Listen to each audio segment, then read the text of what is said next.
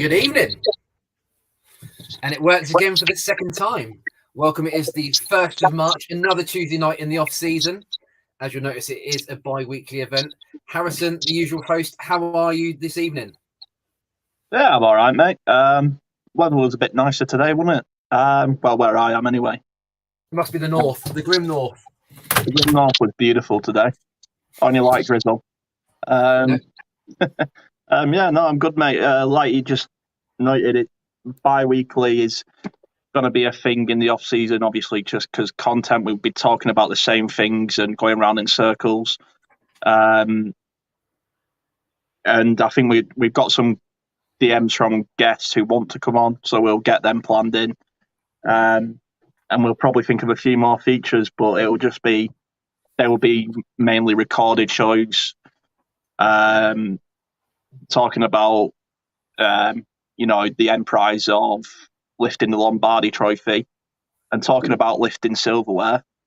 Some good articles, mate, I must say.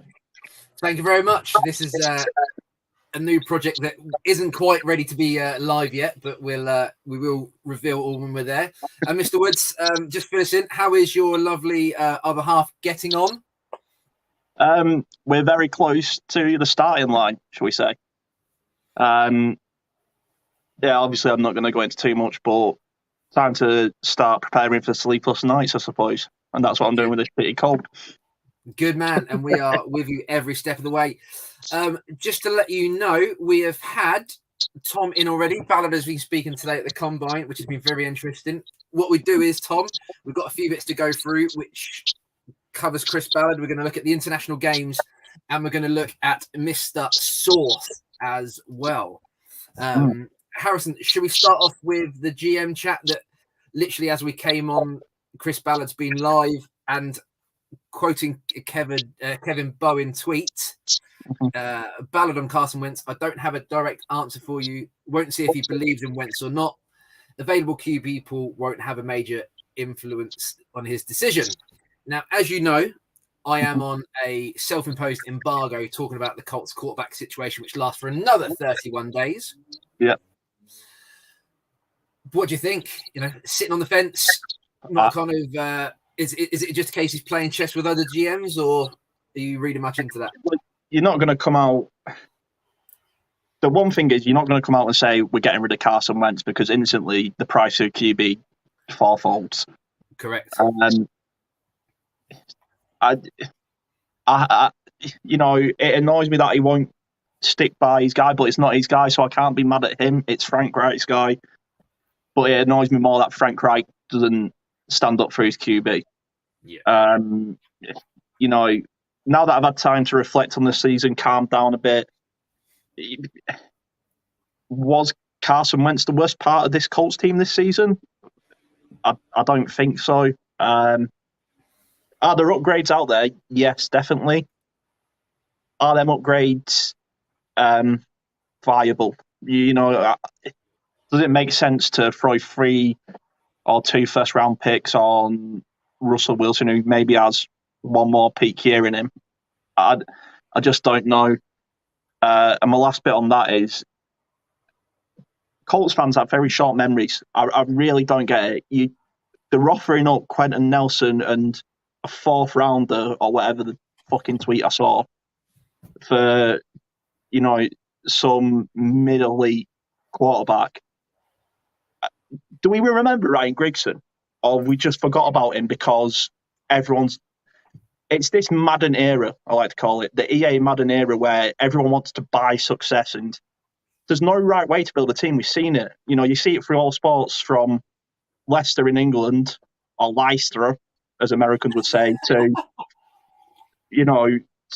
the Rams winning the Super Bowl. Complete opposite ends of the scale can work. So we'll get to Mr. Source later. Yeah, you hit the nail on the head. Like I've had to delete the Twitter app a couple of times already this off season, just because people it's great to have an opinion, but they go to an absolute excess at times. Tom jumped in there. Wentz the dead man walking. I don't really care right now. You know, as long as Ballard has a plan, you know, it's you know, he put into his own words, it's a band-aid. Just keep going from quarterback to quarterback. You know, they really need to just to fix the issue. And also, Harrison Morgan on here as well. TY wants to come back for a 10th season. Let him out. He'd have to take a restructured deal. He wouldn't get anything like he got this year, especially because he's injury prone. But you know, it's easy to say when you know what Tom says, and everyone's going to have an opinion about Wentz. He is Carson Wentz. That is the Carson Wentz effect. Like, what did we say at the beginning of the season, boy? Carson Wentz, and I think we said it with Nate when we had Nate on. You know, Carson Wentz, he can lose your games. He's not necessarily going to win your games, but he can. We've seen it in Arizona. For me, I look to the leaders of this team as Darius Leonard, DeForest Buckner, Ty. They're the leaders for me, and they're the people who didn't show up in them last two games. Granted, I'm not saying Wentz played well in them two games. Yeah. But it's easy to throw someone under the bus when you look at it. Michael Pittman was the only receiver with over 300 yards. I mean, he had 1,000, but every receiver had under 300 yards, I think. Yeah. It's easy to throw the blame about, but yeah. No, definitely. You know, and yeah.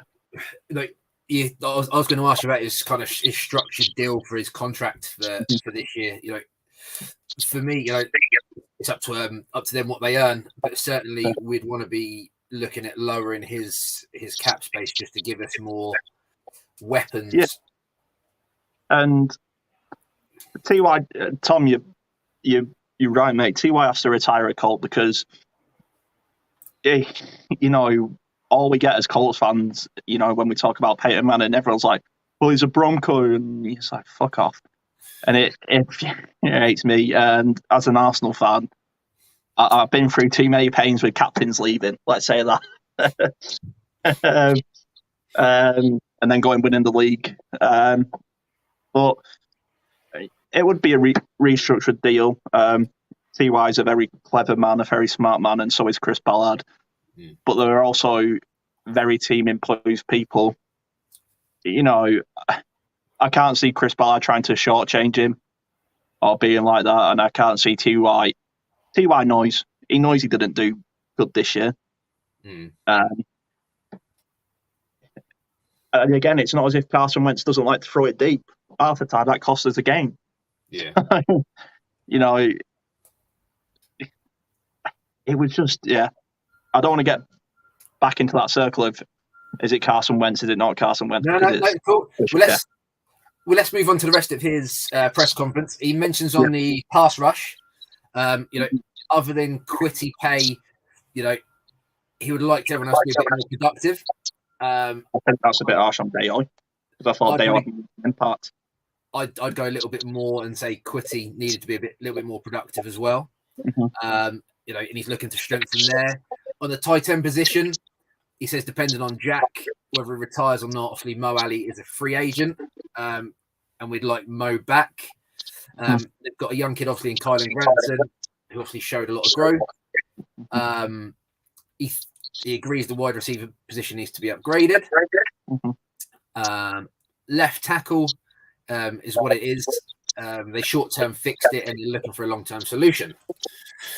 So from a tight end, you know, where do you think we'll go? And then obviously just finish it up on the left tackle. Well, I think we can all agree from what we've seen on Twitter from TY himself is that him and Jack are very close mates. Very close mates. Yeah. You know, so if one stays, I can imagine both staying. If Jack doesn't stay, then I'm happy to take Mo Ali Cox back. he was excellent with Philip Rivers as his QB. I remember us saying that. I think it was after like the 5th, 6th game with Rivers. Is that Rivers had finally found his favourite target, which was Mo Ali Cox. And Philip Rivers doesn't, he shares the ball around. He's a spread attack quarterback. I think we got to keep him around because he can make blockbuster plays. We've seen it, so I'm happy to take Moy back. And then left tackle. I've thought about this a lot, and it's going to sound like I'm just trying to be controversial now, but I think Eric Fisher gets a lot of shit. We've got to remember he came back from a season-ending injury. The Achilles. Yeah, which is not great for a left tackle, let's be honest. Pass protection from him was woeful. And as an elite player in the NFL, and by that I mean any NFL player is an elite athlete, anyone who makes it is the 1% of the 1%. Yeah. He knows he would have had to done better in his pass protection. He probably won't be happy with that performance, but in run protection, Eric Fisher was phenomenal. It's just, it's getting. It sounds like I'm making an excuse, but he's getting used to a new team. He's gone from a quarterback that would run 50 yards to throw 3 yards looking sideways just because he can, but then when you make him 4 passes and I think we've seen it a couple of times. I can't remember what game. It might have been, it was the Pats game, I think. And there was some smack talking going on and, it got us a penalty. And you sort of see Eric Fisher as the one doing the talking. And you see everyone else standing off. And then a couple of plays later, I was watching Eric Fisher and you see it click in his brain like, they don't sort of do that here. Yeah. And it's a change in mentality. So, you've almost hit the nail on the head from what Chris Ballard said. It's very much in the line of he didn't have an off season, come back from an injury. He knows his pass protection wasn't good enough. But he's got a lot of football left to give. Yeah, and we know Chris Ballard is the number one fan of this show. Absolutely. And Tom, keep fishing, try and draft the left tackle for the future. Yeah. Have we got enough draft picks to kind of warrant that for this year? I don't know. You can throw away a 6th rounder on a random left tackle and hope it turns out to be good. No, definitely. And if you remember, before Ryan Kelly signed, Costanzo was Costanzo was the Twitter enemy. He was that pantomime villain on Twitter, and he used to get a lot of hassle over there. Now it's just, as you say, I think you hit the nail on the head perfectly at the start about Fisher is the guy at the moment that seems to be getting the criticism. Yeah, and I think me personally, I think Braden Smith and Mark Lewinsky were below par. Quentin had his injuries but fought through it and was Quentin Nelson. And I think Ryan Kelly really, I think it showed that his age and, it's catching up to him. You take a beating as a lineman, especially as a centre. Was, again, not at the level I expect from Ryan Kelly. Yeah. But obviously, not towards the end of the season, we understand what happened. Yeah. That's a different story. Yeah, no. Talking of Quentin Nelson, someone asked a question about moving into long tackle. Ballard apparently laughed and said, well, would you move a Hall of Fame left guard to play left tackle? Which is fair enough. He mentioned the cornerback position, which I found quite interesting. Rock Ya-Sin took another step. We spoke about Rock all season, even last off season, about what he needed to do to improve, and he took that step. Isaiah Rodgers grew up. We saw him take more snaps, and took that more step into that position, which was great. And obviously, he reiterated Kenny Moore had a really good season. So for me, that's a position group that's developing, but could do with another big piece. But there's 2 other things that I kind of wanted to get your opinion on. Mike Strachan, or Mike Strahan, as he's called. Ballard said just wasn't ready. Really talented guy. We have high hopes for him. Obviously, he took off the 2020 season at college. But but he just wasn't ready. But he's got a bright future. So do you think giving him a good off season, do you reckon he's got a chance to make the roster next year? I think we've seen that. Obviously, it works different with practice squads and stuff. But I think we've seen it a lot more recently with the Colts, and this is where Ballard's philosophy is stay around because you will get your chance. I think we've got Des Patman in the waiting, and we've got, like we say, Strachan Strachan in the waiting. These sort of players who probably do deserve more snaps. But it's, like you said, he probably was great in college, but everyone's the next best athlete in college. The thing is with college, you can run past the nearest linebacker because you're faster than him. It's just as simple as that. I remember after, I think it was week 4, week 5, where Frank Wright came out and said he just doesn't know the playbook yet. Yeah, and that's okay. I'm happy for him to say that to a rookie. If 3 years down the line we're expecting Strachan to be number 2 or number 1 even, depending, and Frank Wright's going, week 5, well, he just doesn't know the playbook. That's when you start going, move on. It's one of them. I think journalists are just doing what journalists do. They're trying to create a story. They're trying to create an angle. Yeah. But asking about people like Matt Strachan, he's a development player. When we picked him up in the draft, it wasn't like a first round pick or even a second. Yeah. It was, we pick this guy up where we can if he falls to us at some point. No, definitely. And to end his press conference, this is by far my favourite part. It looks like we've got a camp kicking situation between Rodrigo and Michael Badgley. Badgley ended up having a pretty good season. I wouldn't say elite, but it was good. We will work through it. We still think Rod has good upside, and I like Badgley. It's too early to say exactly what we would do, but we like both of those guys. We have got the camp kicking situation again. Yeah, and rightly so. In kickers, you need to be.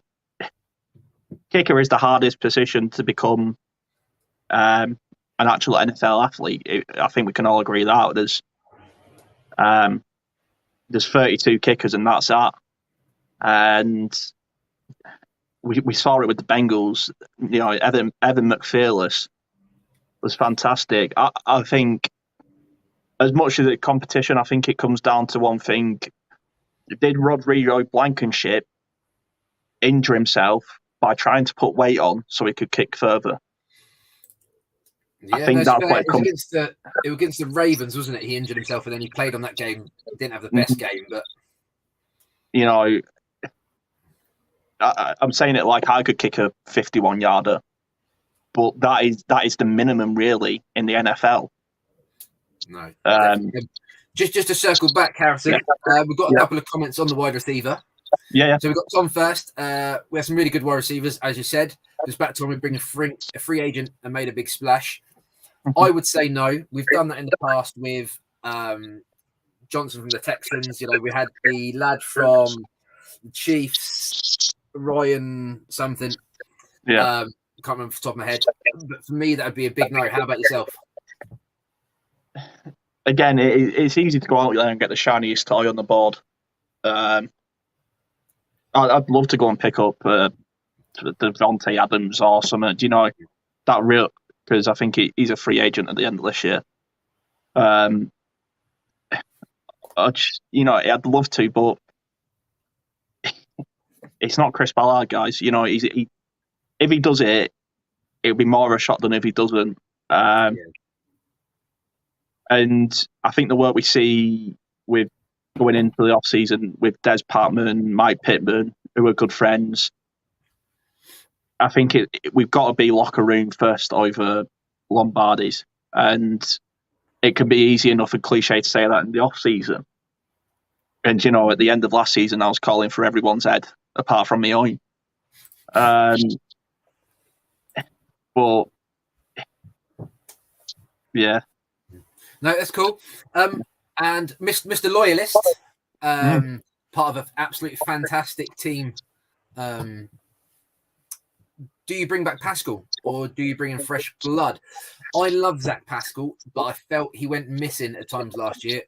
Whether that's the playbook, whether that's the offensive scheme, whether that's obviously the whole compartment, I don't know. But I like him. How about you? I was really disappointed in Zach Pascal this year. Really disappointed. He's had some crucial drops, unlike him. And for me, it just seemed like he was off pace. He didn't want to take the hit. He didn't, whether that's down to QB or whatever, like say playbook, whatever. Would I bring him back? Honestly, I'd no.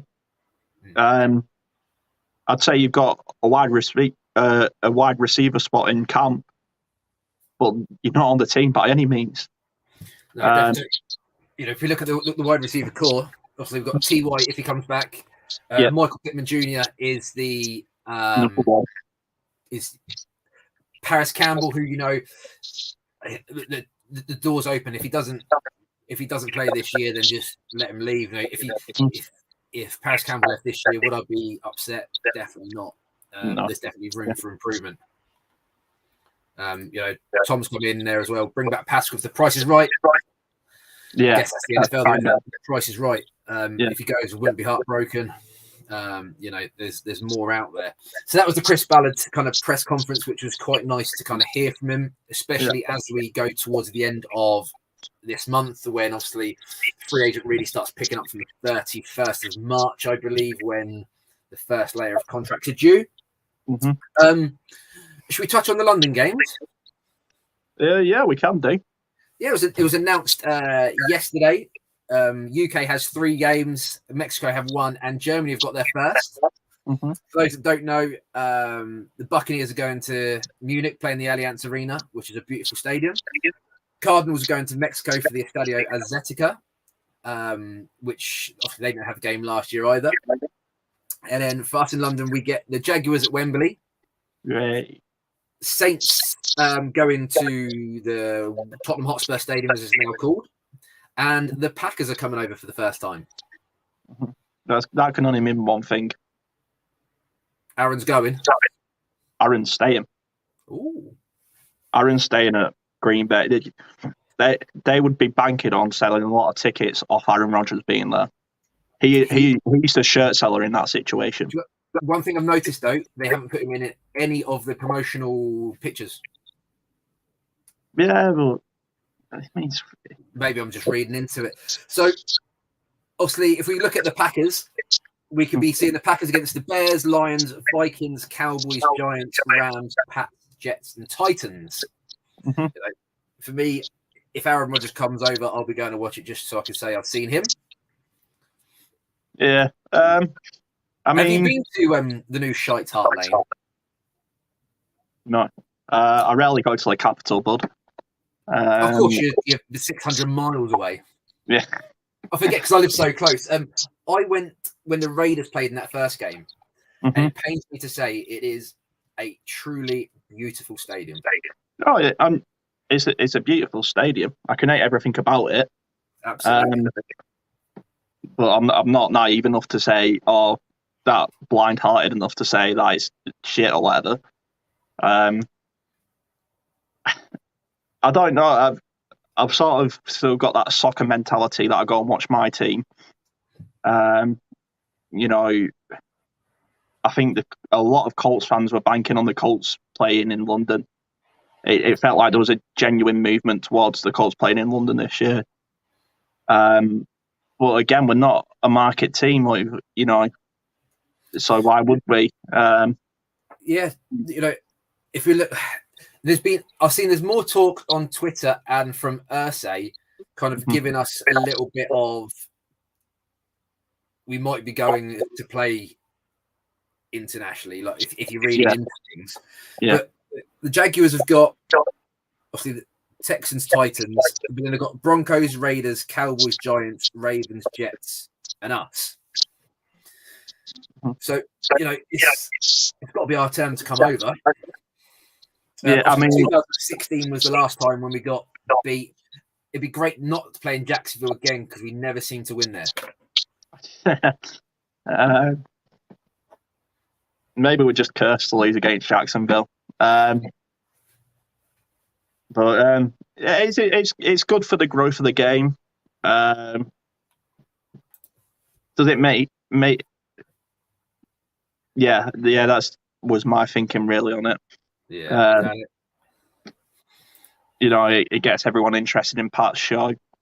I don't hate the grind, but this is sort of why I wouldn't have Rodgers.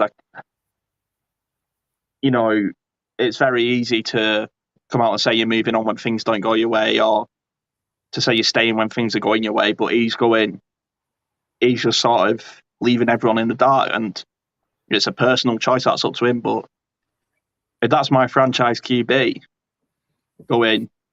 leaving cryptic messages and going on somebody else's show to tend to announce his future, then not saying anything on it. You know, he's taking the piss out of Matt LaFleur and whoever the GM is. He's saying, "This is my team. I can do what the fuck I want." Goody cunts. Mm-hmm. You know, it's right. But yeah, like I think Aaron Rodgers is building a post-playing career. Mm-hmm.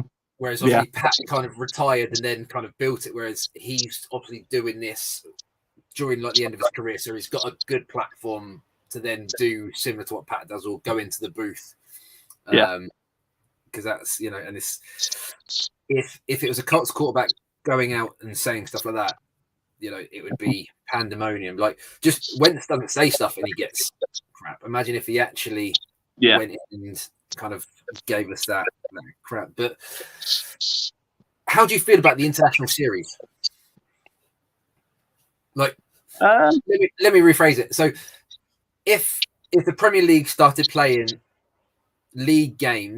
Premier League games, China, Middle East, America, like they do with the preseason games, how would you feel about that? I don't. The honest answer is I don't care. Because I know at the end of the day, all they care about is sales.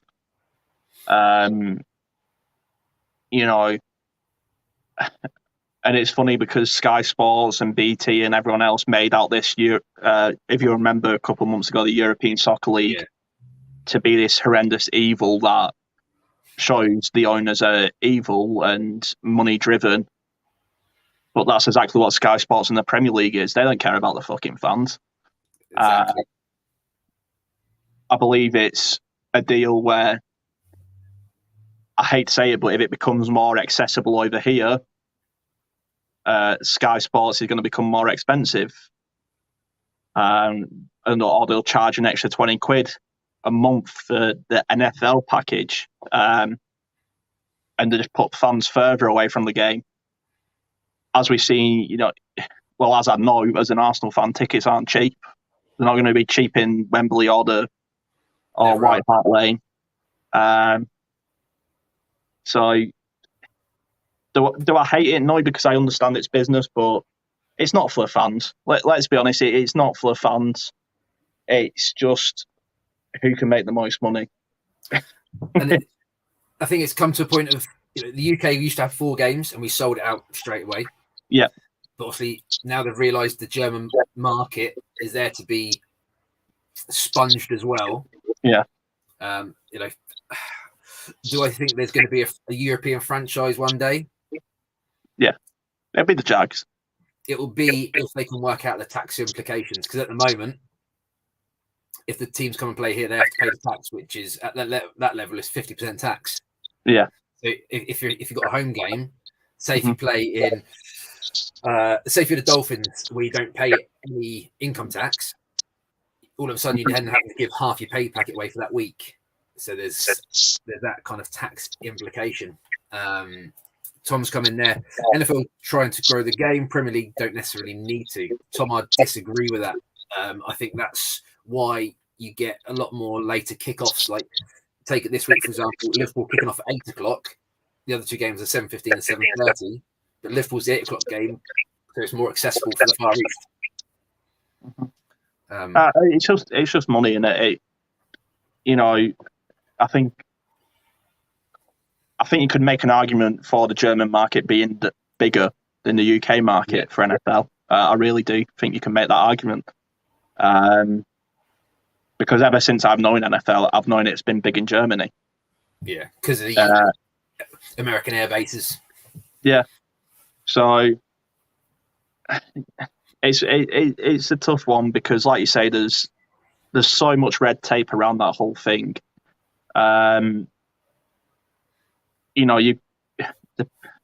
It's just sports. The rich are going to get richer. It's like the blank out all the 3 o'clock kickoffs now, apart from one, to encourage us to go to games to our stadiums. Bollocks! You can make more money. Yeah, no, that is exactly it. But if you go away on holiday, you can watch any 3 o'clock game, the Premier League game, because it's all streamed. And like with the NFL, one of the books about the original owners, like George Hallis and stuff, they wanted to go on radio to obviously promote the game. Yeah. College football was currently on the TV stations. Mm-hmm. They offered the NFL to start putting games on, like the Super Bowl, and the NFL didn't want it to go on telly because they thought they'd lose ticket sales. Yeah. But then it's obviously switched the other way around, and I pay for Game Pass, but if the Colts are on Sky Sports, I then can't watch the Game Pass. Yeah. And it is a money maker. That's why jerseys are anywhere between 80 and 150 quid. Mm-hmm. If you go on like StubHub and try and look for a Colts ticket, you probably pick them up for $14, where they're coming over here, you're not going to be able to get a ticket for less than 70 quid. So, do the NFL want someone paying $14 or do they want them paying 70 quid? Call me cynical, but this game isn't there as a sport anymore. It's a business. Look at the Cronkies. It's a business. And then that gets us like, why the refereeing so bad? But talking about the business, and with the business, there's always insiders. Here, I'm trying to transition into Mr. Source. Oh, yeah. Just go on Twitter, type in Source. We've had it in our text chat. Screenshots of Source says, from inside the building, Wentz is out, or Frank Reich's on the hot seat. There is no source. It is nonsense rumors. Mm-hmm. It's like, just help me out here, Harrington, because I'm so fed up of hearing about sources said this, or sources had Ballard's phone tapped, or I'm honestly so fed up with it.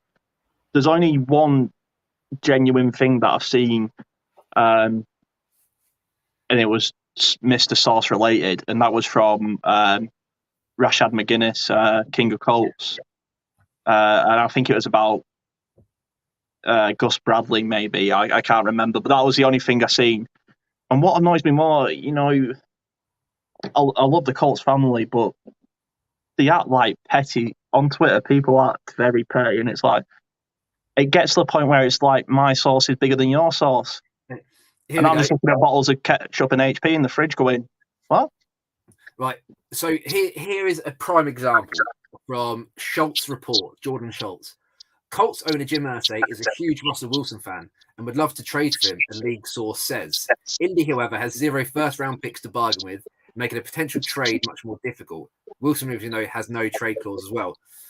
First off, Russell Wilson, if you're a fan of watching the NFL, you're going to be a fan of Russell Wilson. Yeah. The league source says there was no league source. Someone's trolled through the internet and found Jim Irsay has said something positive about Russell Wilson. And it's just scroll on by. Like when you see idiots talking about things, just scroll on by. It's got to the point, mate, where it makes it less believable when they say source. And it's just like, and you see it on Twitter, I said it first. It's like, fucking hell. And it's not just Colts Twitter, it's every team, and even Arsenal Twitter. But that's what, obviously, Colts Twitter is like a little community. Then you've got great people like, Colts loyalists, like Colts Law, who we chat with each other. You me and Lawrence at like beginning of the season, we had a bit of a he was pro Wentz, I was kind of showing his negative about how long he's holding the ball and stuff, and we managed to have a civilized conversation. Yeah, both saw each other's point of view. He probably didn't care about mine, but he didn't slag me off. It wasn't a case of nothing, you're an English idiot. It was a respectful conversation, and just sometimes I think people forget if they said that. If they use certain language in real life, they get a smack, and because they're hiding behind a phone or a laptop, they're not going to get slapped for it. it's just crazy. Honestly, it's like 8-year-old. So I work at a college and I deal with moody teenagers all day. And honestly, I get better behaviour and just like more intelligence out of them. No. It's like, we don't know. Unless you're the front free office, you do not know. No, and there's always going to be little leaks, but the Colts have done very well at keeping them under wraps. Yeah, because of what happened when the last leak got out, which was Andrew Luck retiring. And look how bad that was. A really good question here. Do you think there will ever be a Super Bowl in the UK? Do you want to go first? No. Colts loyalist. I'd love to. I really would. It'd be fantastic, but I think the problem is they can't justify $3,000 a ticket if it's in the UK. Because in America, they know people can drive, fly, train. It's pretty accessible. It's probably like Ryanair over here. You can get a $9.99 flight to Ibiza. You could probably do that somewhere in America from Chicago to Indy, or whatever. I don't know geography of America very well, but the problem is, as soon as you start flying transatlantic, we all know it gets very expensive. So $4,000 a ticket plus the flights would be hiked up. Plus another $1,000 for a single way flight, then accommodation. It doesn't make sense money wise.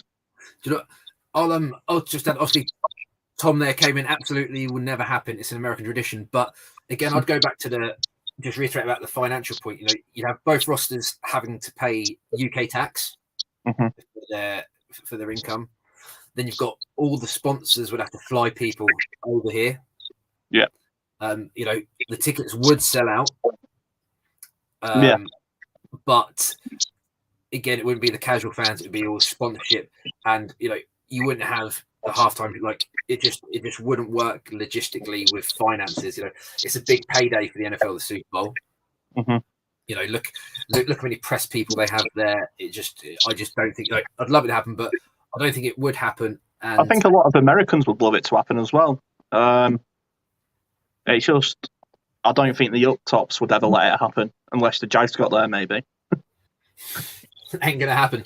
But I thought we might get the Pro Bowl before it became when it's Hawaii. I thought they might bring a Pro Bowl over here, but the Pro Bowl I haven't watched the last two just because it's an absolute waste of time. I prefer to go watch the local Watford team play rather than that.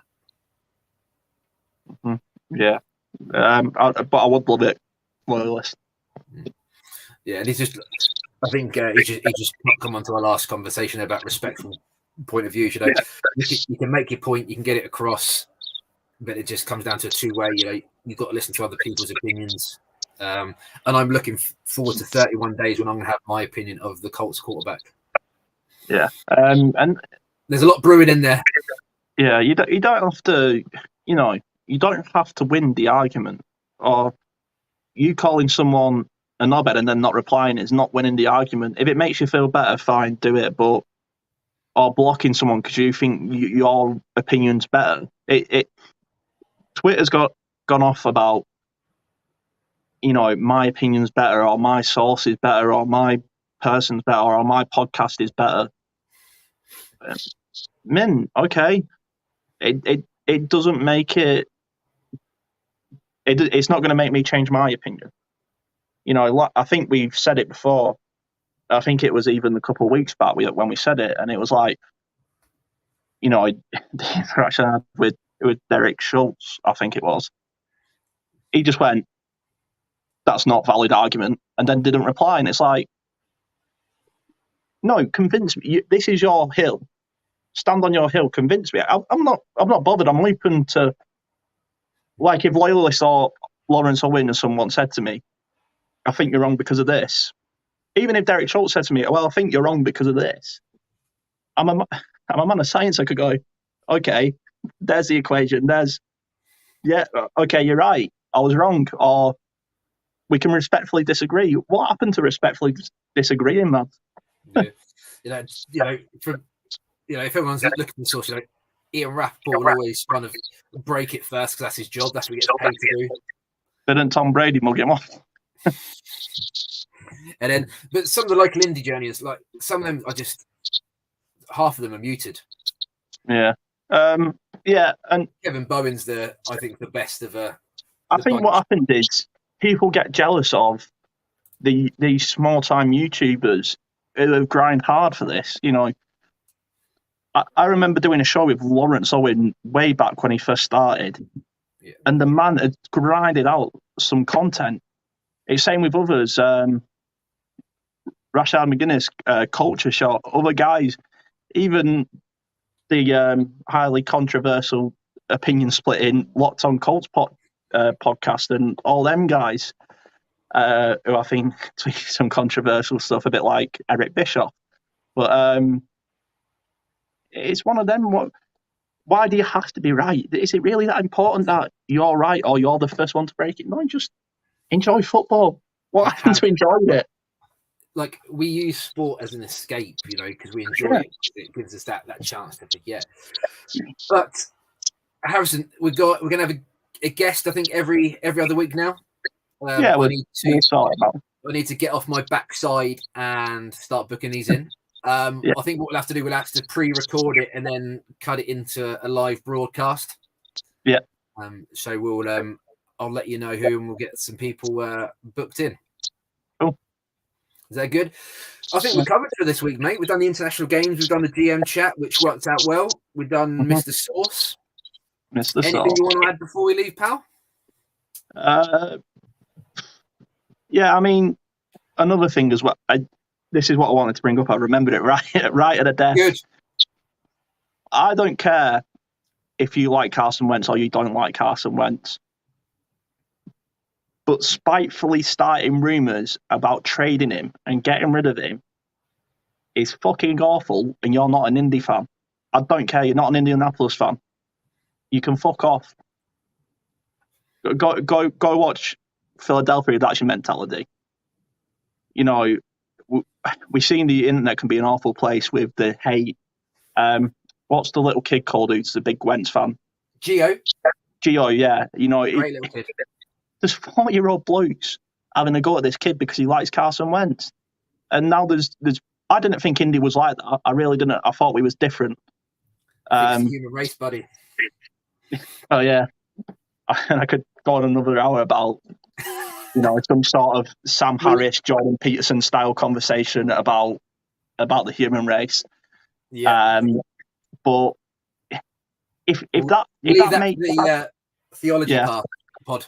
Yeah. But yeah, like I say, it's spitefully starting rumours about trading someone. These are people who have lives and are fighting for a living, put their bodies on the line, and you just want to start shit because you want to get. Just don't go and support a different team. No, definitely. I think we're all in agreement, buddy. Yeah, and you can click that. Definitely. So I just want to give myself a pat on the back because I managed to get the broadcast ready. I managed to get it to stream live. It's actually going live on YouTube, and I managed to put in the intro video as well. I've shocked myself. I think I'm going to go and treat myself to a bubble bath. Do it, buddy. Because it's been a successful one. Mr. Woods, I shall speak to you later on. Ladies and gents, thanks for joining in. Thanks for all your comments. Thanks for all the people that were watching and have watched. Feel free to obviously subscribe, like, jump into our DMs. Anyone ever wants to chat, we're there. Yep. Cheers, buddy. Have a great night. See you later. Bye bye.